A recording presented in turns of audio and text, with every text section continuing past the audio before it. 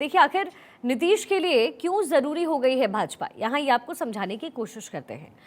बिहार में गठबंधन बदल का लगभग जो पूरी तरीके से एक पक्षीय विश्लेषण किया जा रहा है, सिर्फ इस बात की चर्चा है कि नीतीश कुमार बेहद अविश्वसनीय नेता हैं और उनका कोई भी वैचारिक आधार नहीं है।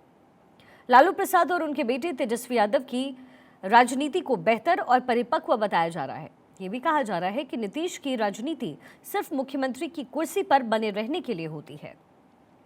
ये व्याख्या पिछले कुछ बरसों के राजनीतिक घटनाक्रम पर आधारित है और एक हद तक सही भी है, लेकिन इस एक पक्षीय व्याख्या से पूरी तस्वीर साफ नहीं होती। बिहार में जितनी बार गठबंधन में बदलाव होता है और नई सरकार बनती है, उतनी बार नीतीश कुमार के साथ एक दूसरी पार्टी भी शामिल होती है।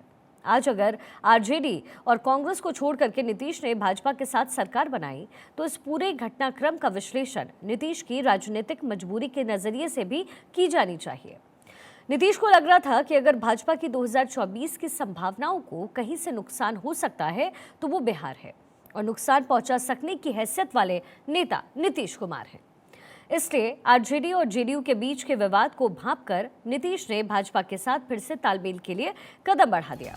यहाँ ध्यान आपको ये देना होगा कि नीतीश कुमार की सत्ता को अभी तत्काल कोई चुनौती नहीं थी। ये सही है कि लालू प्रसाद और उनके कुनबे में और साथ ही उनकी पार्टी ने कई तरह से नीतीश कुमार पर इस बात का दबाव भी बनाया कि वो तेजस्वी यादव को मुख्यमंत्री बनवा दें। लेकिन अगर नीतीश नहीं बनवाते तो इस बात की संभावना शून्य थी कि आरजेडी समर्थन वापस लेकर उनकी सरकार गिरा देती। इसलिए नीतीश की सत्ता के सामने चुनौती नहीं थी। यह अंदाजा भी सबको था कि आरजेडी, जेडीयू, कांग्रेस और वामपंथी पार्टियों का महागठबंधन एकजुट रहा और साथ मिलकर चुनाव लड़ा तो फिर बिहार में भाजपा के लिए बड़ी चुनौती होगी। सी वोटर के चुनाव पूर्व सर्वेक्षण में बताया गया था कि राज्य की 40 में से आधा से ज्यादा लोकसभा सीटें महागठबंधन के खाते में जाएगी। अब जरा आप ये सोचें कि पिछली बार जेडीयू के साथ होने से एनडीए को 39 सीटें मिली थी, आरजेडी को 0 और कांग्रेस को 1 सीट मिली थी। इस बार नीतीश के उधर जाने से चुनावी पलड़ा जो है वो उनके पक्ष में झुक रहा था। इसलिए भाजपा और नीतीश का मेल मोदी शाह का मास्टर स्ट्रोक कहा जा सकता है।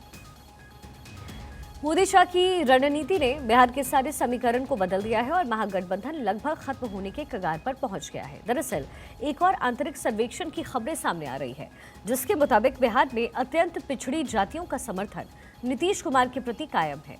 इसके अलावा गैर यादव पिछड़ी जातियों का भी बड़ा हिस्सा नीतीश के साथ है। बिहार में हुई जाति गणना और उस आधार पर आरक्षण की सीमा बढ़ाने से पिछड़े और अति पिछड़े मतदाताओं में नीतीश की साख और बेहतर होने की खबर है। तो फिर लाखों की संख्या में शिक्षकों की बहाली का श्रेय भी नीतीश को ही मिल रहा है। वहीं दूसरी तरफ नीतीश विपक्षी गठबंधन इंडिया के भीतर सबसे प्रमुख चेहरों में से एक रहे थे और उन्होंने विपक्षी पार्टियों को एकजुट किया था। तभी भाजपा को लग रहा था कि अगर नीतीश फिर से उनके साथ आते हैं तो एक तीर से दो शिकार होगा।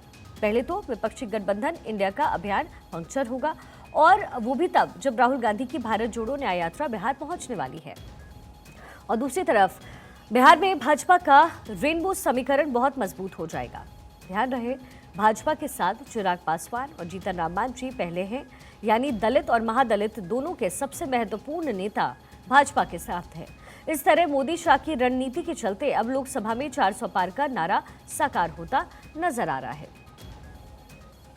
दलित और महादलित के अलावा नीतीश के साथ आने के गैर यादव पिछड़ी जातियां मतलब कोयरी, कुर्मी और धानुक का 8% वोट पूरी तरीके से भाजपा के साथ आएगा, और साथ ही अति पिछड़ी जातियां पूरी तरीके से भाजपा गठबंधन के साथ एकजुट होगी। नीतीश ने लालू प्रसाद के खिलाफ अपनी राजनीति लवकुश समीकरण से शुरू की थी, जिसमें कुशवाहा नेता के तौर पर शकुनी चौधरी उनके साथ थे। अब शकुनी चौधरी के बेटे सम्राट चौधरी को भाजपा ने नीतीश की सरकार में उप मुख्यमंत्री बनाया है। वो भाजपा के प्रदेश अध्यक्ष भी हैं। खुद नीतीश कुर्मी और धानुक पर पूरा असर रखते हैं। उनके साथ आने से पिछड़ी जाति के 27% वोट में कुल 14% यादव छोड़कर बाकी जो वोट है वो एनडीए के साथ एकजुट हो सकता है।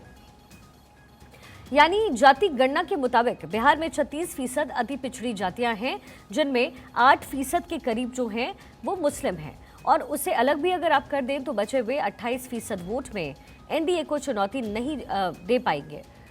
इसके साथ ही सीएसडीएस के सर्वेक्षण के मुताबिक 2014 में जब भाजपा अकेले लड़ी तब 52% अति पिछड़ा वोट उनको मिला था और 2019 में जेडीयू के साथ लड़ी तो फिर 75% अति पिछड़ा वोट एनडीए को मिला।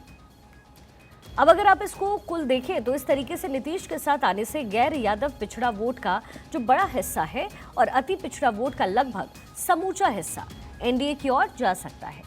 भाजपा ने अगड़ी जाति के विजय सिन्हा को दूसरा उप मुख्यमंत्री बनाकर अपने उस कोर वोट को भी स्पष्ट मैसेज दिया है।